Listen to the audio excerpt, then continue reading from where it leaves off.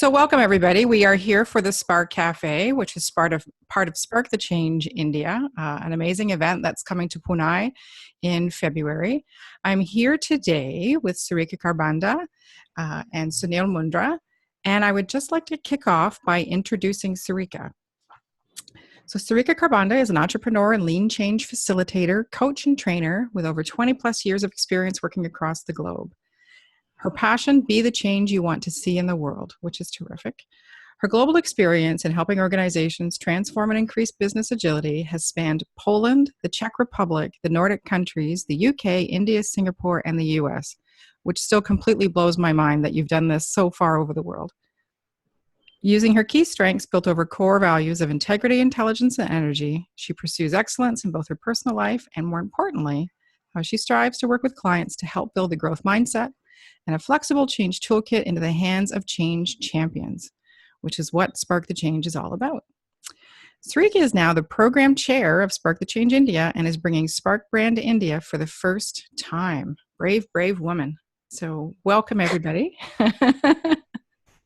Thank you, Elizabeth. Thank you for a lovely introduction. I'm just going to spark by being, nice to introduce the Spark brand itself. And I'd love to say that, yes, Spark is coming to India for the first time, but it's a brand which is very globally well known, and it has been started in London and has traveled all across Toronto, Montreal, Melbourne, Amsterdam, I believe also in France now. And it was just inevitable that we had to get it to India. Yeah, and it happens to be now coming to India early next year, February 24, 25, 2018, which is an awesome feeling because this is one platform through which we are able to bring leaders and practitioners, change agents, coaches, consultants, coming from across different industries, and departments and organizations all together to, try and create everlasting change and co-create it actually,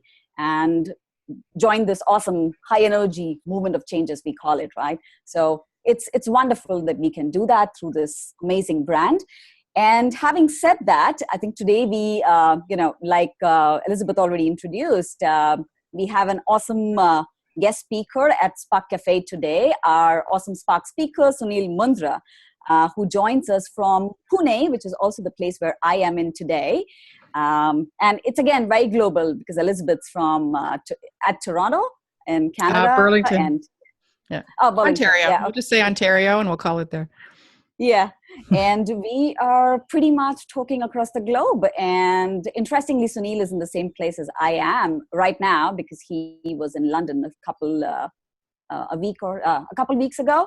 So interestingly, he's here in the same geographical location. And a bit of introduction that I would give about Sunil. He's a principal consultant working with Thoughtworks, a pragmatic agility evangelist, an international speaker and a systems thinker, which is very interesting. And he has extensive experience in consulting with organizations on the path of agile, lean adoption and transformation of change. And he's really passionate about helping organizations become more responsive to changing environments, also to increase their competitive advantage, also passionate about coaching leaders to move to a servant leadership mindset, and much, much more. And we can just continue about awesome passions that Sunil puts forth, but all in all built around working with teams, working with leaders to shape and execute their governance and cultural change roadmaps. All very cool stuff, and which really makes him our awesome Spark speaker too. But having said that, Sunil, it would be really interesting to spark this awesome conversation with you and understand what was the trigger that led you to, do all this awesome stuff of consulting and, working with Thoughtworks and other organizations that you've been doing today. So share that with us. Well, thank you, Sarika, and it's a pleasure and a privilege, to be having this conversation today. So what made me passionate about all the things that you mentioned, right? The roots of that lie in my move to IT. So I have a total of 28 years of experience, of which 17 years is in IT. And when I moved to IT 17 years ago as a business analyst, I realized, the potential that I have in my role as a business analyst to interact with clients, understand their problems, and make a difference to their organizations.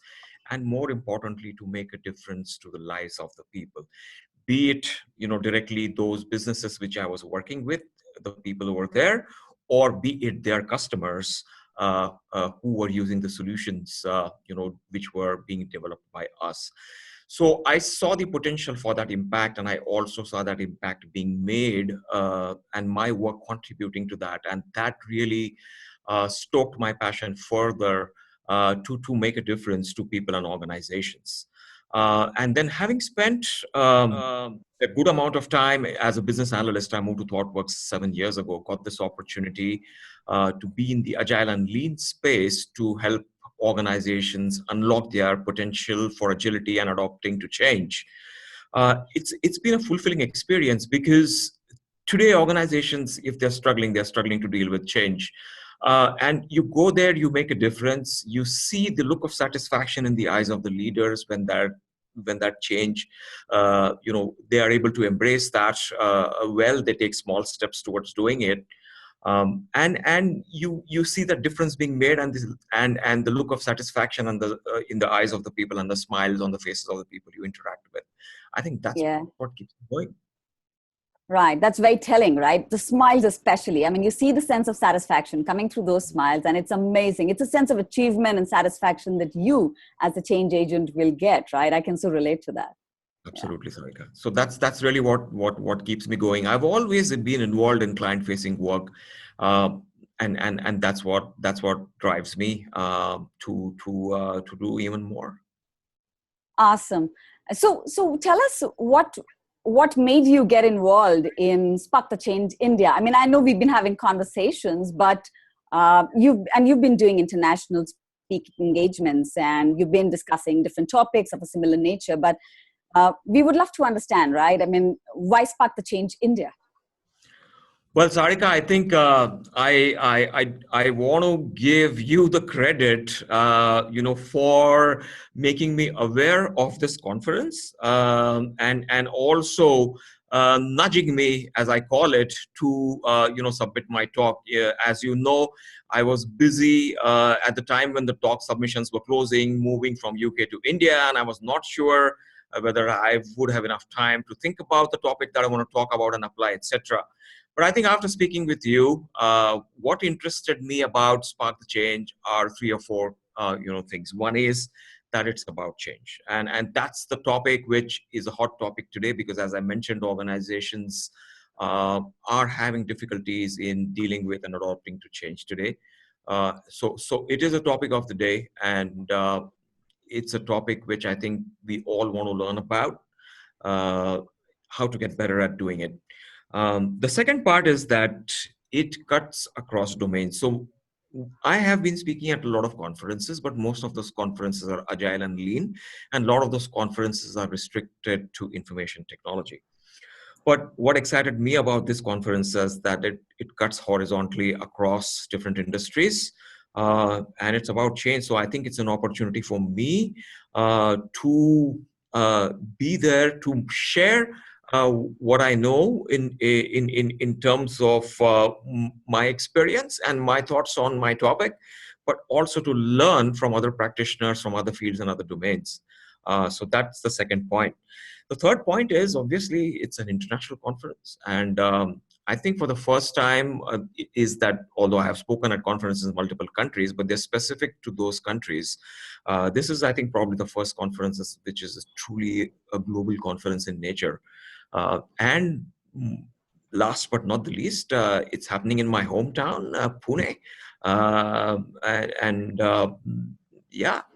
That's like the icing on the cake, or the cherry on top of the cake, to make me want to speak at this conference. So. Wonderful. I think you're quite kind whenever you start those words of appreciation for trying to give me credit. I only nudged because I thought your talks were quite interesting around the world. And yeah, why shouldn't you at least submit a talk? It's still not in our hands, right? Depending on whether your talk gets selected, and it has. I think there is quite some interest there from a lot of people. So we'll of course deep dive into it. But like you rightly said, I mean, it is an international conference coming in and cuts across industries and domains. And we are totally honored to have brought this into the country. And we're really looking forward to hear from people like yourself and all the other awesome speakers that we have. Really globally, people are going to be flying in from Canada, from Australia, from Singapore, and we have a lot of people in India. So I think it's really global in that nature. And yep, you're spot on, right? And happening in your hometown. Lucky for that, right? So that is quite cool.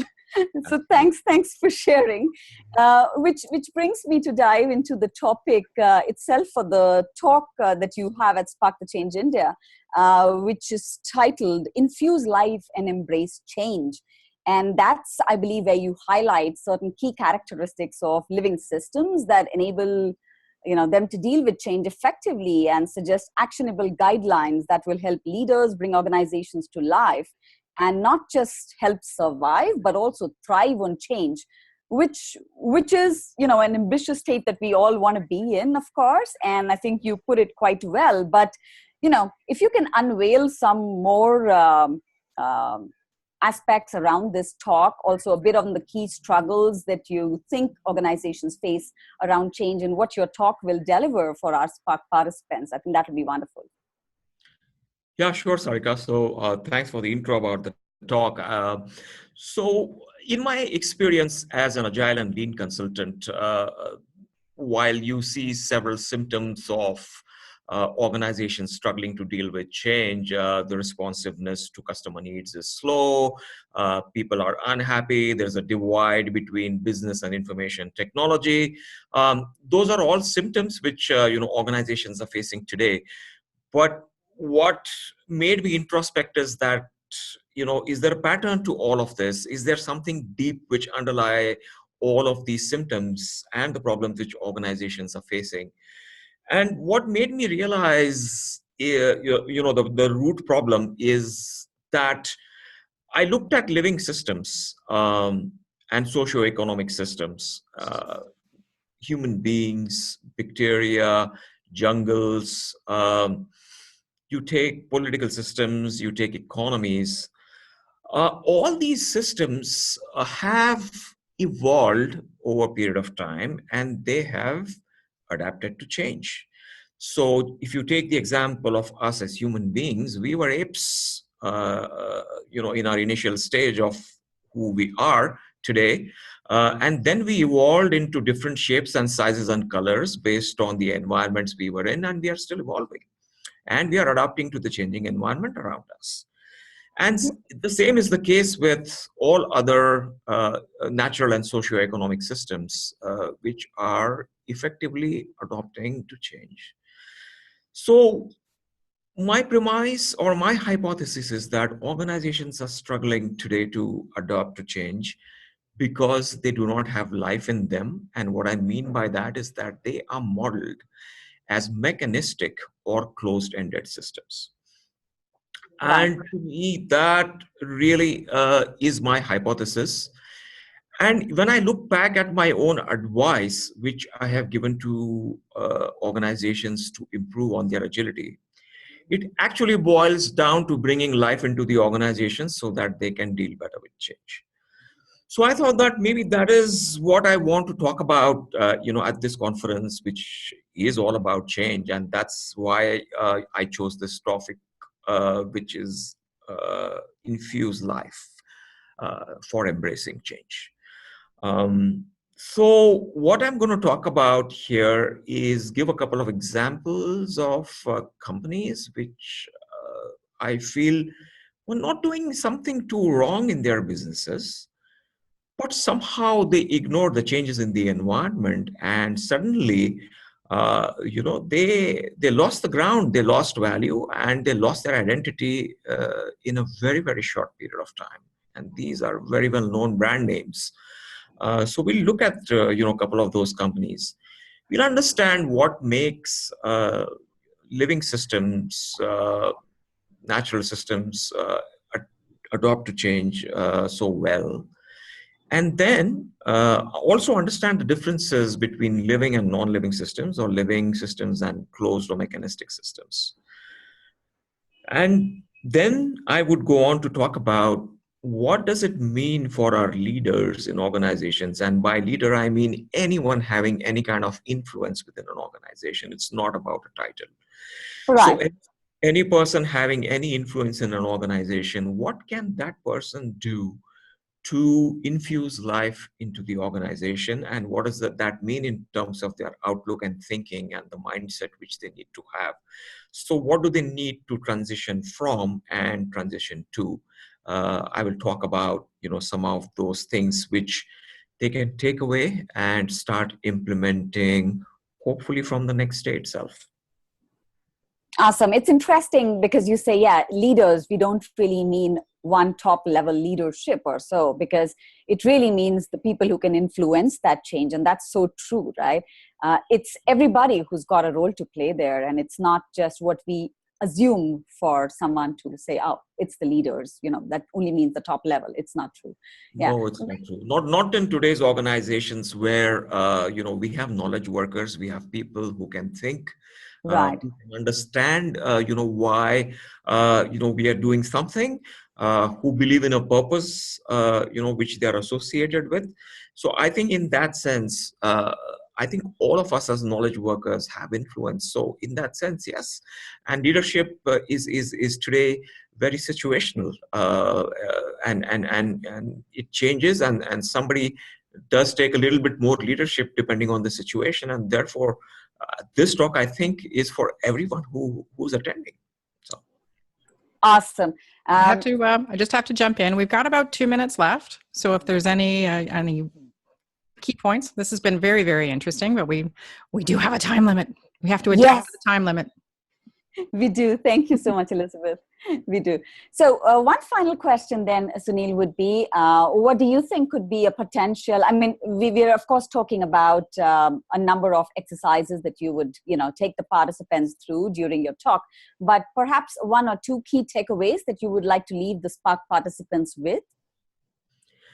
So I think I'd like them to understand, why living systems are able to adapt to change and thrive on them, and what differentiates those systems from a closed-ended organization. I think those differences are key to understand. And the second is, what can we do? What could leaders do in terms of mind shift to influence the organization, or influence their sphere within the organization in terms of bringing it to life. I think those are the two key takeaways which I would like to leave the audience with. Something actionable, something which they can implement, as I said, next day onwards. Wonderful. Thank you so much, Sunil. Elizabeth, over to you. So thank you very much, Sunil, for coming on. And I'm quite inspired, because I found myself in a corporate life that's exactly what was missing, was the life in the organization. So it's wonderful to know there are people out there that recognize the importance of that and try to make it happen. One thing I forgot to do at the beginning was introduce myself. So my name is Elizabeth Plouffe. Good point. Good point. I know, okay. That's okay. So the strange person you've been seeing in the background here, I'm a part of the Spark the Change Toronto team and have been for 4 years. So I've been fortunate to meet an amazing amount of speakers. And I'm now fortunate to be part of the Spark the Change India team and see. And we are honored to have Elizabeth on the team. Oh, that's very kind.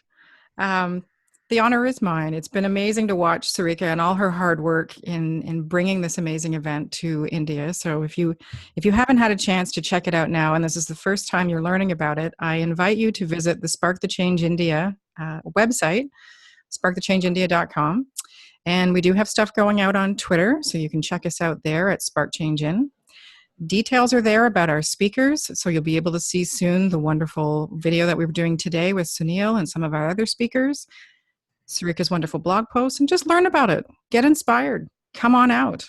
And plane rides are really fun. So if you're inspired to come across from North America to India, we're here for you. We can make it happen.